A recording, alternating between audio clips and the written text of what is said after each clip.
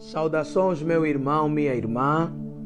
Pedimos que você receba os nossos agradecimentos por ter tempo de partilhar a palavra, por ter tempo de ouvir os nossos áudios, acompanhar esse vídeo, comentar, questionar.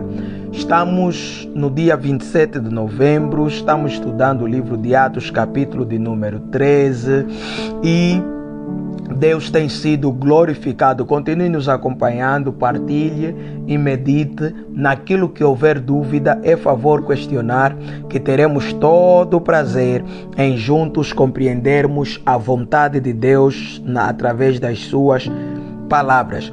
E olha que o versículo 1 do capítulo 13 traz notas interessantes. Após vermos que o Herodes, que queria a morte de Pedro e de todos os discípulos, acabou sendo ele morto, porque ontem aprendemos que quem vai tentar confrontar Deus, na verdade está tentando conhecer a derrota. Quem quer ver a derrota de Deus, ele não está a querer ver nada mais, nada menos do que a sua própria derrota. E então, aqui no versículo 1, aparece um nome curioso. Está Barnabé, está Paulo, está Simeão, não é? De Cirene, mas depois aparece também Manaém, que é um amigo, não é? Que é como que um parente desde a criação de Herodes o tetrarca, que morrera no versículo ou no capítulo anterior. O meio tem grande influência sobre o homem, sim, mas nós queremos acreditar que ainda assim temos o livre-arbítrio de decidirmos ser aquilo que quisermos. Ou seja, seria normal que Manaém tivesse comportamentos semelhantes a de Herodes, mas adivinha, Herodes era como que um crente religioso desviado e que estava contra a igreja. Manaém, porém, era um discípulo dedicado e estava testemunhando em favor da igreja, do evangelho do nosso Senhor Jesus Cristo. Isso para dizer que muita gente sai em sua própria defesa, contando, né, através do meio, como cresceu e das experiências que teve na infância. Isso biblicamente e psicologicamente está confirmado, mas ainda assim não anula a nossa responsabilidade sobre os nossos atos. Isso para dizer, meu irmão, não se apoie tanto na forma como você foi criado, não se apoie tanto na natureza em que você cresceu, apoie-se mais na oportunidade que Deus está te dando agora. Manaém cresceu com Herodes, mas nem por isso aceitou seguir os seus caminhos. Deus tem uma chance, tem uma oportunidade para cada um de nós, independente de nossas origens. Nossa decisão, sim, vai determinar aquilo que vai acontecer. E olha que o Espírito Santo está falando para todos os discípulos: separem-me, Barnabé e Paulo, eu tenho um trabalho para eles. E aqui surge a nossa segunda lição, já que a primeira é que, apesar do meio influenciar o ser humano, ainda assim ele tem a chance de tomar decisões a respeito do seu futuro. Essa foi a primeira lição. E a segunda lição qual é? Aqueles que são cheios do Espírito Santo andam debaixo da sua palavra. Ou seja, primeiro é que o Espírito Santo fala e tem interesse em nos ver crescendo ao som da sua voz. Segundo é que os discípulos impuseram as mãos a Barnabé e Paulo e os enviaram, porque o Espírito Santo ordenou. Então eles estavam andando debaixo da palavra, logo nada poderia dar errado. Por isso eles terão muito sucesso lá na frente. Isso para dizer o quê? Por que certos projetos nossos dão errado? Por que certas medidas e expectativas que nós tratamos dão errado? Porque muitas vezes nós andamos simplesmente ao som da nossa própria voz. E há alguns crentes experimentados na oração, na pregação da palavra e no exercício dos dons, que por causa dessa experiência acabam muitas vezes por se sobrepor à vontade de Deus. Como assim? Já não oram com fulgor, já não estudam as escrituras e ficam vivendo apenas a base da experiência que acumulam ou que acumularam. Isto é perigoso. temos que saber que viveremos dependendo do Espírito Santo para todo sempre. Logo, há coisas que poderemos querer fazer que são até boas, mas o melhor mesmo é aguardar a orientação do Espírito Santo. Meu irmão, não sei que projetos você está preparando, não sei que missão você vai precisar cumprir, não sei que decisões você precisa tomar a respeito da tua vida. A única coisa que eu estou desejando e estou incentivando você é que o Espírito Santo te conduza e que você ande debaixo da sua palavra. Andar debaixo da palavra do Espírito garante sucesso, garante vitória, garante sim que vivamos o propósito de Deus, e você vai ver isso lá mais para frente. E agora, o que nos está a aparecer?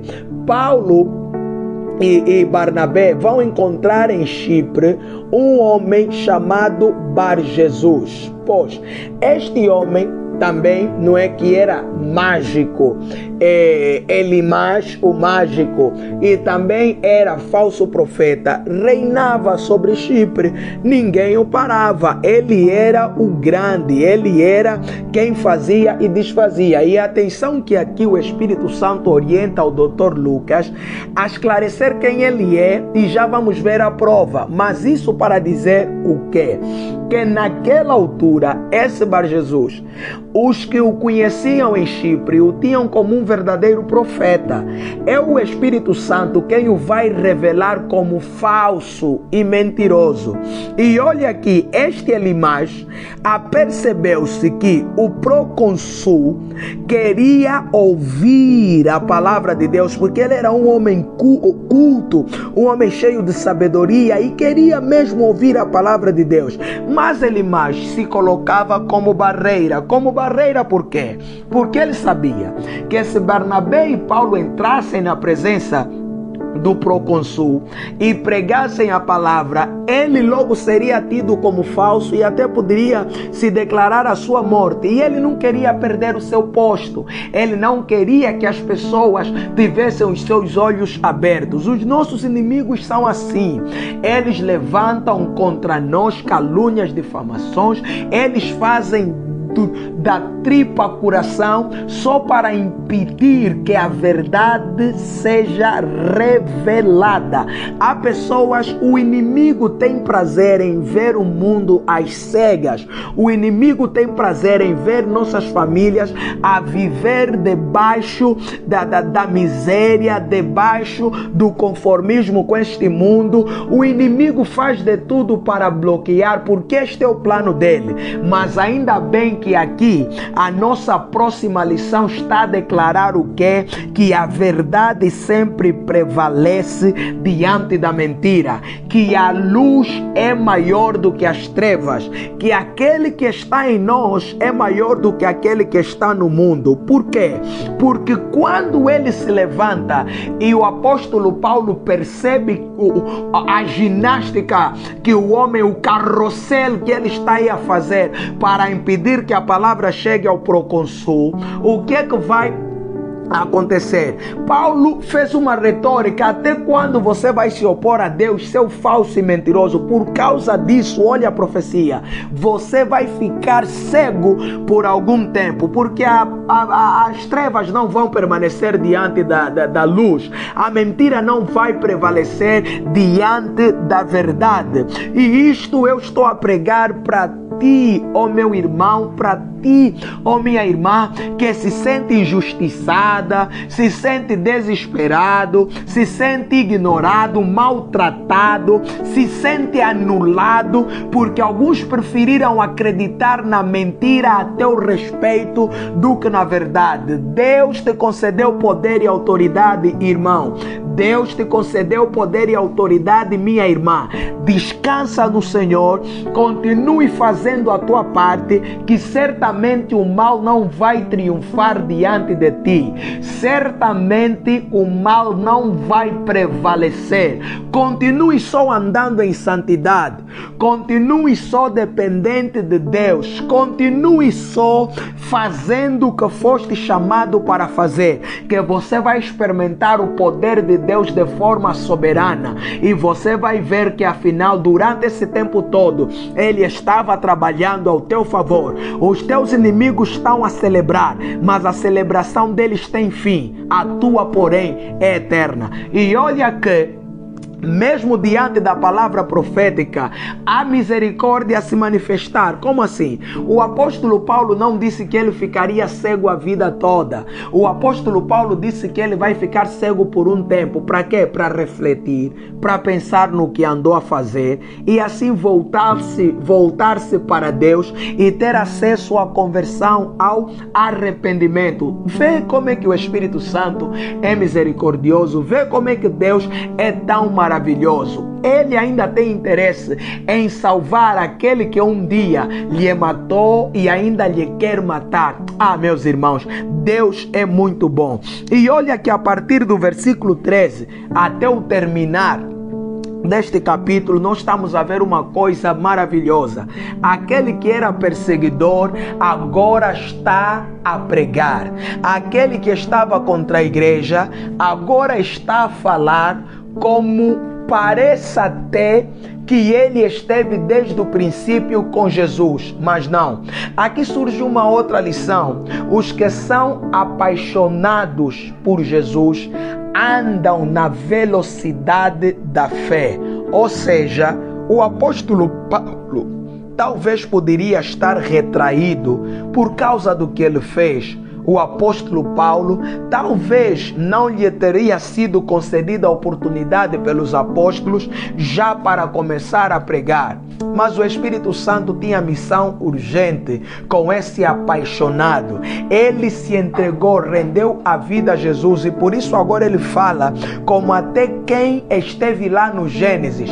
Paulo traz um discurso desde Gênesis até sua época para declarar a verdade, a soberania, a onipotência de Deus que ninguém pode negar.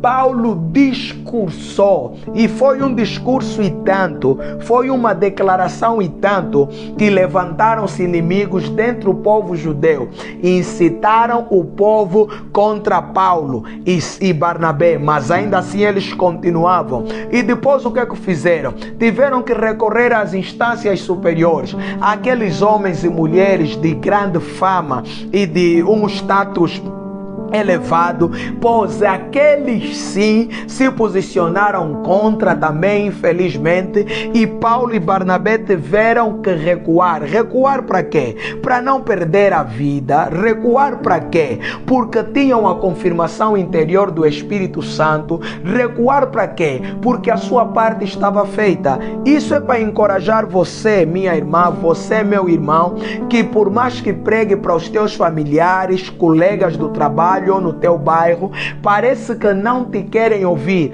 e você vai insistindo e você está a chegar à exaustão e à frustração. Por que que muitas vezes ficamos exaustos e frustrados em declarar a verdade? Porque não conseguimos medir essa linha tênue de separação. Qual é esta linha?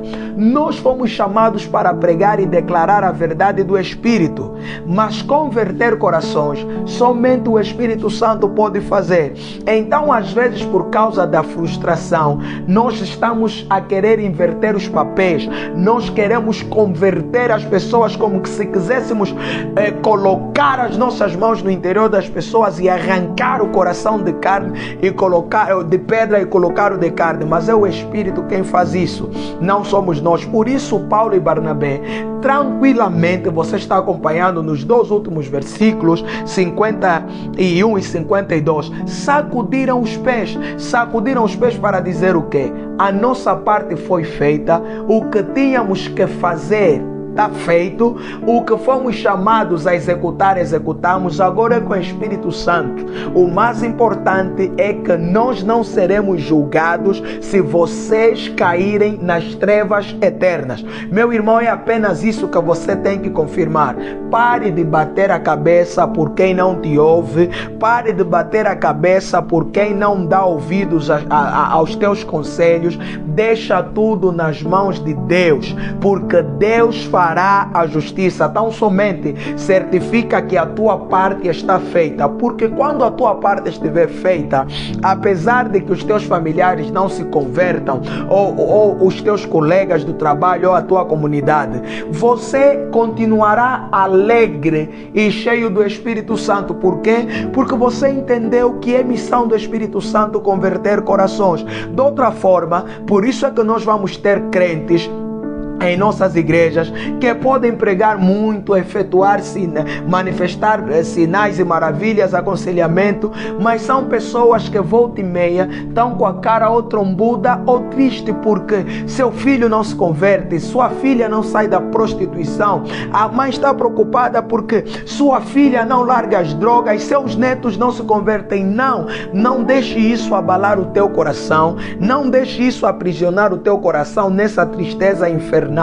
O mais importante é, você pregou o evangelho? Você vai responder, preguei. Você semeou? Você colocou a semente? Coloquei. Você deu testemunho de Cristo? Dei. Você tem andado na santidade? Tenho. Então não se estresse, não se preocupe. Já fez isso, continue a orar, mas tenha o teu coração alegre, tenha o teu coração cheio do Espírito Santo, porque ainda há muito na frente a ser feito. Por isso, apesar da rejeição, eles não estavam tristes. Apesar da perseguição, eles continuavam alegres e determinados em fazer a vontade de Deus. Nada pode parar aqueles que firmemente decidiram render-se e servir ao Senhor Jesus Cristo. Que Deus te visite no dia de hoje, que Deus te dê a graça no dia de hoje, nesse 27 de novembro, em que nós estudamos